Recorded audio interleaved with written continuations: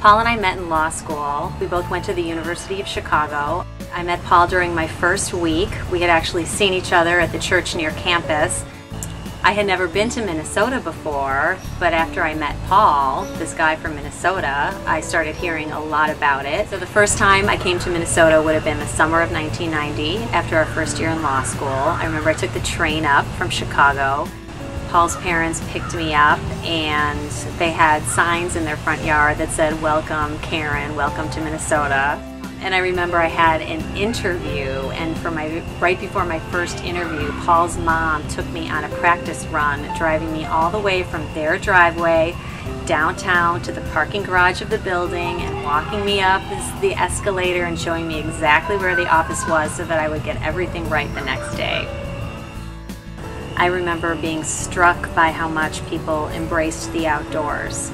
In Chicago, everyone had sort of buried themselves inside during the whole long winter, but in Minnesota I noticed right away that people had on their Gore-Tex and they were out jogging and walking their dogs, walking their kids in strollers, and nobody seemed to be fazed by the fact that it was cold out, and I loved that. I remember not being able to believe how accessible politics was here. It was very easy to get involved, very open, accessible, down to earth, very different from Chicago, where you sort of had to be either wealthy or have the right last name to get to be an insider of any sort. I think when you first have kids, your natural tendency is to focus very much on them. I just remember, especially when they were very little, your parents, it's about these three kids. You want to protect them, you want to surround them, you want to give them everything they need, and you almost don't want to worry about anything else. And I think that's sort of a natural inclination of any parent. But as time goes on, you realize that, at least for us, these three kids are pretty lucky. We have a lot, we're very fortunate, and we need to start giving back. And so as the kids got older, we started making more and more time, whether it be for pro bono work in our legal careers or community service, and eventually Paul running for the legislature.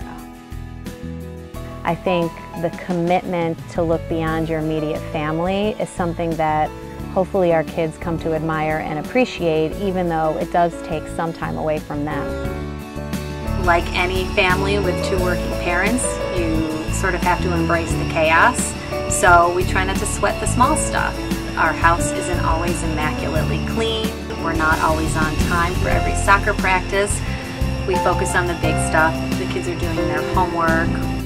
We're talking about issues when the kids need to talk about issues, and we're enjoying all the important things together. So I think embracing the chaos is also something that we've just had to come to live with over time.